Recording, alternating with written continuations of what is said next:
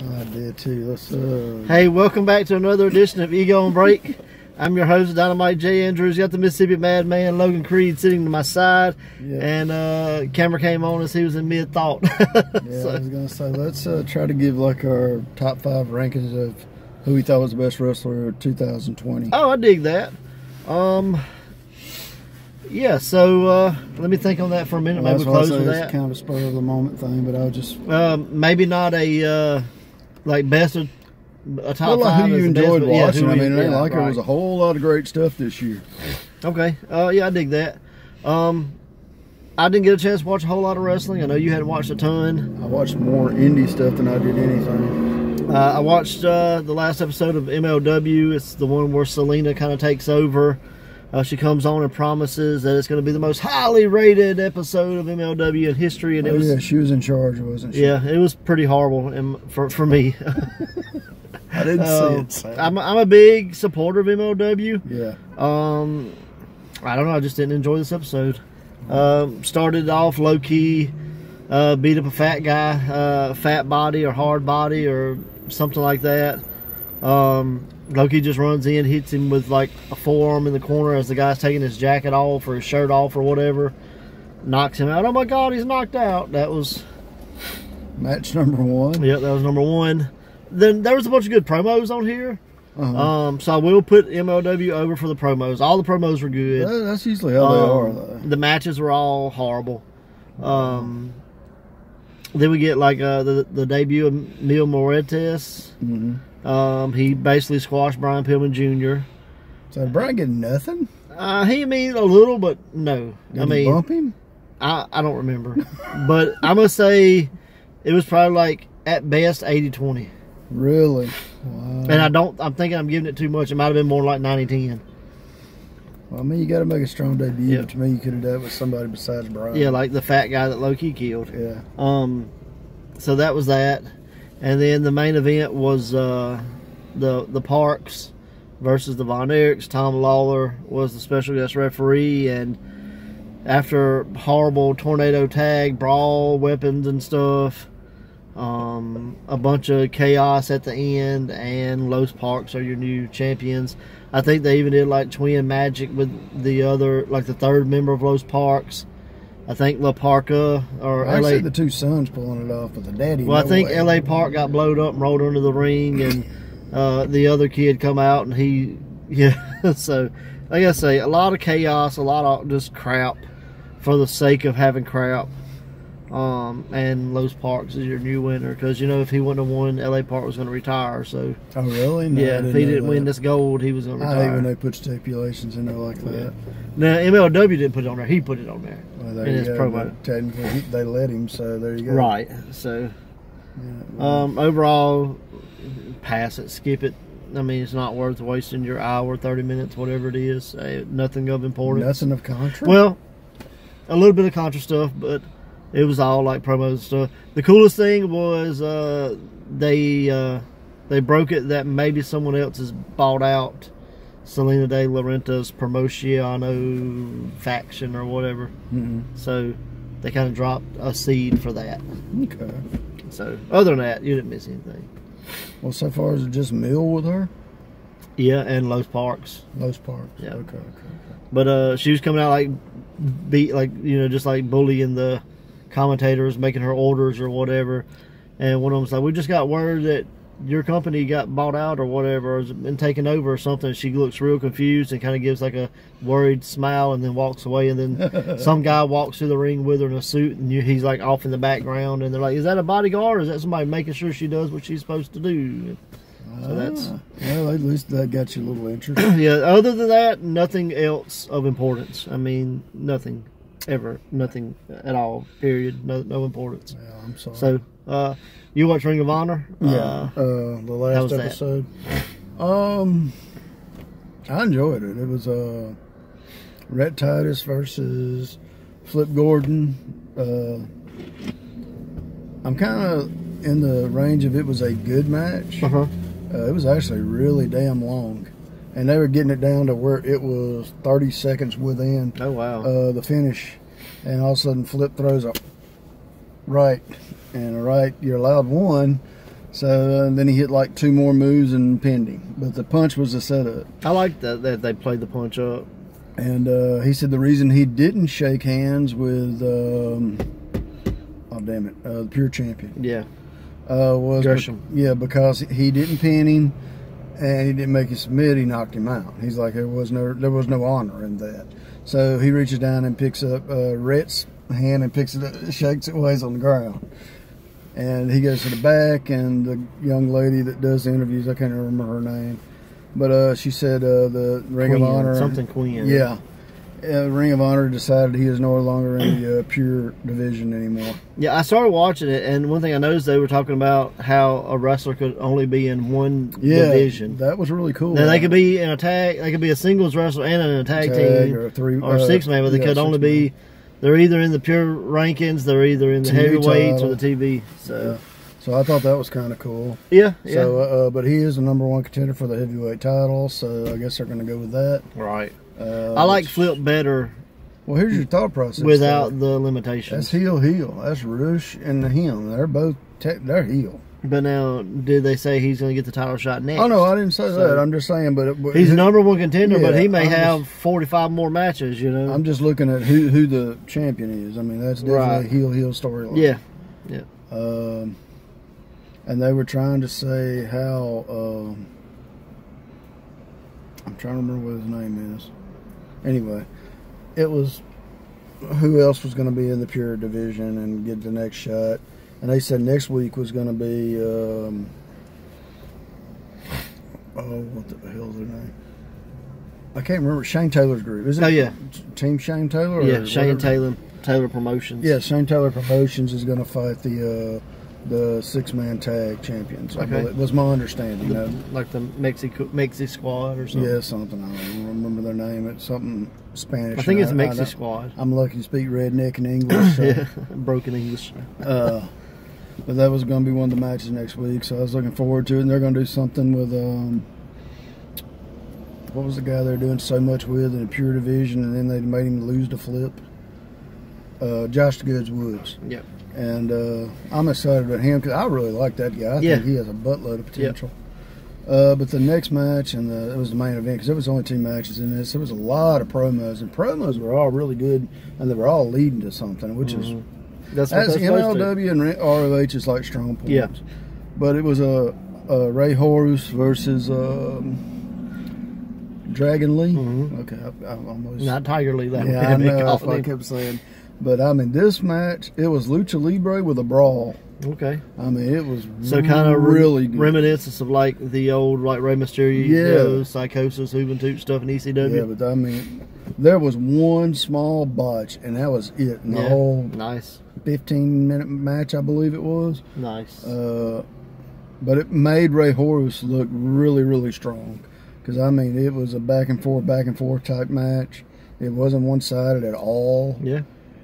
He went for the move. He beat, what's his name, with the boys?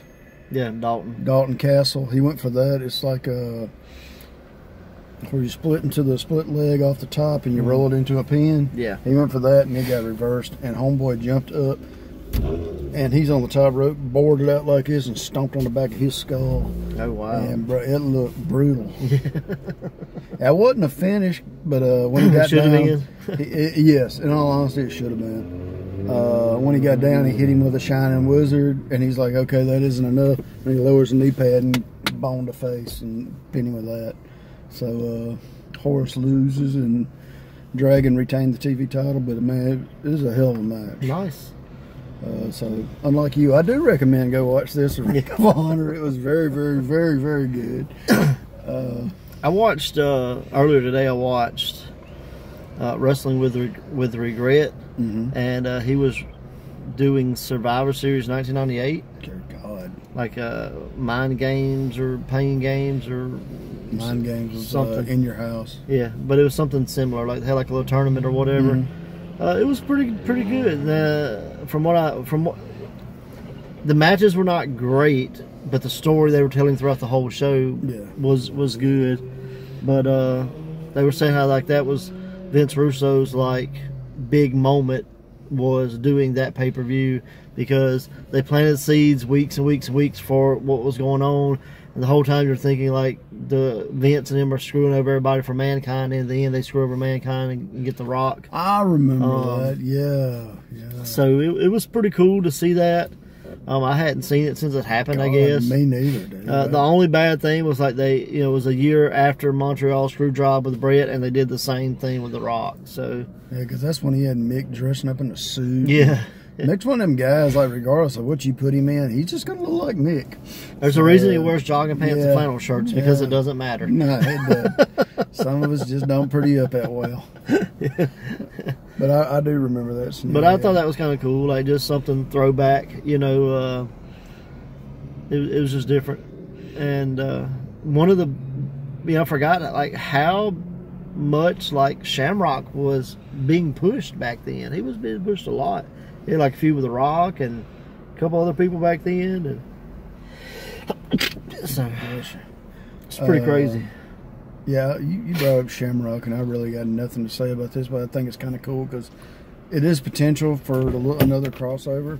But evidently there was a pay-per-view this weekend for Impact. I don't know any of the results. Hard to kill. Yeah.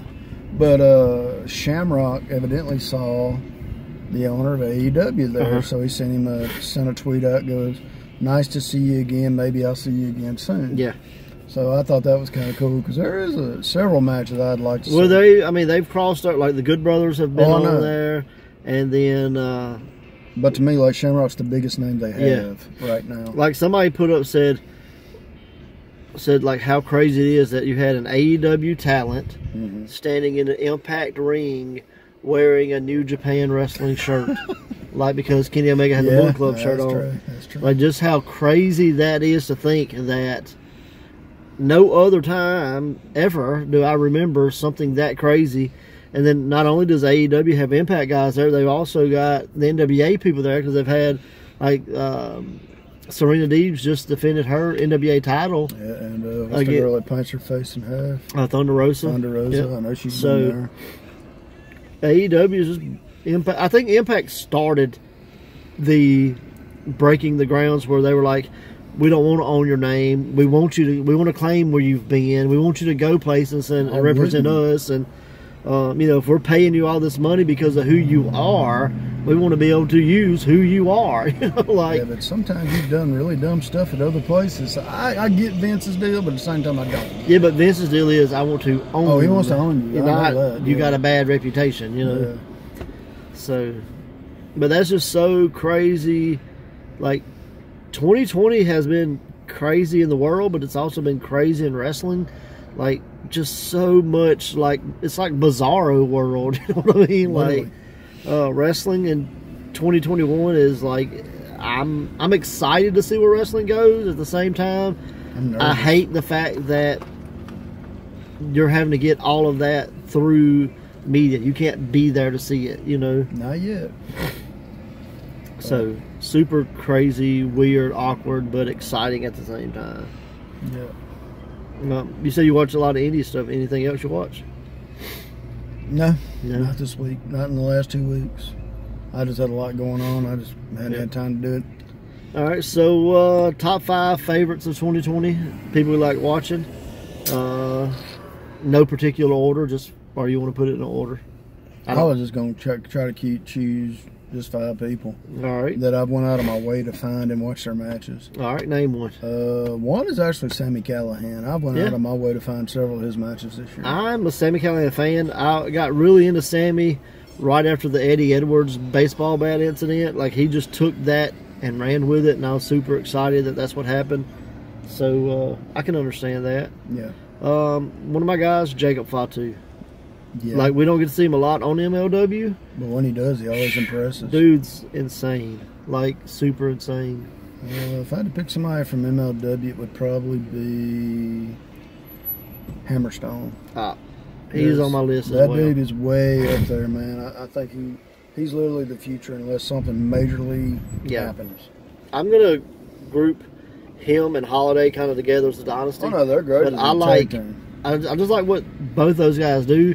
I wish they would freshen up a little bit Holiday stuff because the dynasty was all about MJF, and then that kind of went away, and they tried to look. It kind of reminded me of like when like they put like Manu and him in like Legacy or whatever that was, or you know, and Legacy may not be what it was, whatever Orton's group was. But like you know, they put the Gino guy in there, and they try to put Logan Creed in there, and that didn't work. But I'm glad they're kind of like branching off away from that, and now like the dynasty is just Richard Holiday. Pretty much them as friends. Yeah, that's all they are. But I put both of those together on my list. I'm gonna try to pick one from just different promotions. Yeah, that's cool. I'm gonna go with Brian Cage. Nothing wrong with that. Because Brian he still does stuff I don't like because he's a big muscle-bound dude. Yeah. I think he's really, if he would quit doing certain things, his career would last a lot longer. Right. I remember reading an article where Vader said if he would have stopped doing the moonsault, his knees would have been a hell of a lot better. So, but Brian always impresses. I've never seen him do anything too outrageous. But I'm gonna go with Brian Cage. I'm gonna go with El Fuego. Yeah. Fuego's getting over a lot with the stuff with Cody. I sent you something the other night. Yeah. And it's basically like suit Cody hates Fuego and t-shirt Cody loves Fuego. His multiple dress personality disorder. But just like Fuego is one of those guys, man, like he took a little bitty piece of opportunity and he's made it, you know, he took an inch and made it into a foot. Yep. You know, and just super proud of him. He's a cool guy. I mean, couldn't have happened to a better person. I don't know if I've ever heard anybody say anything bad about him. I got to ref one of his matches with him and Gino. Yeah. And that was one of the funnest matches I've ever refereed, to be honest. But I watched another skit of his, and he wasn't even in it. But it was like Cody was at like the Nightmare Camp, and he's like, "Let's go teach him how to tornado DDT." And he's like tornado DDT. He's like tornado like Fuego, and everybody's like, "Wow!" They're jumping up and down like that. Like he's taking something and he's running with it, like, you know. And again, he's got help because if it wasn't Cody being willing to do it and this and that, but still, that little bit of stuff makes me go, "Ooh, I want to see this." Sure. So that's my 3/4. I'm gonna call it 3. I was trying to think. I'm not a big fan of what AEW has did with the guy, but I think he still has a lot of potential, and they haven't done nothing so bad so far they can't fix it. But I go with Miro. I'm a big fan of his. I loved him as Rusev. Yeah. I think they can still save him in AEW if they get away from some of the stupidity. I don't know. I saw a match. Yeah, I guess it was Chuck Taylor. Yeah. And it just, I'm like, I just can't. I just want to get away from the dumb stuff and let him be the monster that he is. I mean, the whole, I'm the best man. And now Chuck's like his waiter, butler or something. Or something. Go away. Yeah, go that's away. Why I say get away from the dumb shit. I heard somebody say, "Oh yeah, let's leave WWE because bad booking." I'm like, yeah, no doubt. The sad part is, this is probably one of his storylines. Could be, man. I don't know. So I don't know. But anyway, I like the wrestler. I just want him to be the wrestler again. This is another group for me. I'm gonna, take a shortcut and get as many people that I can. Dark Order. Wasn't huge. I mean, I'm a gimmicky guy, so when like Dark Order first came and you had Uno and Dos or Stu or whatever and had all the creepers and stuff and they'd make the seat for Uno to sit on, I loved all that stuff, even though they were like the job squad. And then when Brody took it over, put a little oomph into it and made it a little better. But Uno and him, those guys got quarantined where they couldn't come back. Yeah. So like a lot of the time Brody was there and they just had to find people, and that opened up doors for like Cody Vance and Alan Angels 5 and 10. Yep, huge fan of both of those guys, so I got more involved in Dark Order because I knew people in it. And now they're faces. And now they're all baby faces. So, yeah. But I'm gonna say Dark Order. I'm just intrigued by the stuff that they do. They're doing a lot on like Be the Elite, which I don't get to see just because I don't have time. But I hear it's great stuff. Yeah, so. Okay. I guess I'm kind of pulling from you on that because I was going to say Hobbs. Yeah. Because he's with Team Taz. Yep. But I think that guy has the most potential. So much. And I haven't heard him talk yet. So I'm a little nervous about can he cut a promo. I don't know. Well, I mean, he's got Taz, so But, yeah, he don't need to. Taz and cut a damn promo. I mean, Taz can talk. Ricky Starks can talk. So I mean, there's people to talk for him. Yeah, but Hobbs is he's a physical specimen. Yeah. I mean, he's damn near bigger than Brian, and he's as athletic as Brian. Yeah, and 10 years younger probably. Yeah. Oh yeah, definitely. But that's definitely mine. Yeah. And my last is I'm gonna go with the Vincent guy in Ring of Honor. Oh, that Vincent, yeah. Kind of got that, like he could be like the added character to like Devil Rejects or whatever. Yeah. You know, I don't like, even though he just got suspended. Yeah, I don't like the feud with Taven and him. Like I just don't care. Well, it's kind of without a crowd. It's hard to read a feud like that. Right, but it really is. Just him himself really interests me because I'm into kind of that horror type stuff. Rob Zombie-ish. Yeah, so I'm not a big horror movie guy, but like I'm into like that Devil Rejects Charles Manson kind of feel. Yeah. He reminds me a lot like the uncle or whatever, the brother or whatever on Devil's Rejects, where he's like, you know, preaching to all the dead bodies or whatever. You know, like he reminds me a little bit of him. So. Well, you got anybody you know on a personal level? Adam Priest. I've been really impressed with what he's doing on Dynamite. I mean, on Dark. He is working Rhino coming up at a show in Alabama. Dear God. I'm sorry. So I'm like, that's gonna be fun. Run. Gore. I've been a big fan of like Priest since the day I met him. Like he comes across really like Dean Malenko-ish. Yeah, very and I much don't, so. you know, I hope he doesn't consider that an insult because that's not how I mean it. Like he's definitely a guy, man. Like, and I'll tell you, like this is kind of looking behind the curtain of what I'd like to do with Ego is, like to me, Wes Warren kind of reminds me of like a Benoit, Brian Pillman type guy. Priest reminds me of Malenko so much. I'd love to put those two guys together. Yeah. And because they're both super intense, like they're technical, like they can brawl. Like I think those guys would be very cool to put together and either as partners or opponents or whatever, and just see how that goes, man. Like Zay Washington debuted. Yeah, debuted with us last month. And like I think him and Priest could tear it up. Like he's got loads and loads of potential. Just guys like I can sit and put over the Nightmares and the JDs and the Ray Furies, but those guys they've established themselves at least in Ego. Well, no, I was going to pick somebody else. I was going to say Wes. But those guys, man, like I dig them. Like I think they got, you know. Because every time I turned on Facebook within this year, even with all the crap going on, I saw Wes promoting himself. Yep. I saw him putting up flyers. I mean, he's a trainer, exerciser. You know, I wish he'd do some promos. That's my only thing I would say. I would say do some more promos. He's not super comfortable talking. You got to get used to it. But you got to get used to it. That's it. It's just you and a camera. Who's going to insult you but the camera? That's it. If you don't like it, delete it. Cut it off. Or retry it. Yeah.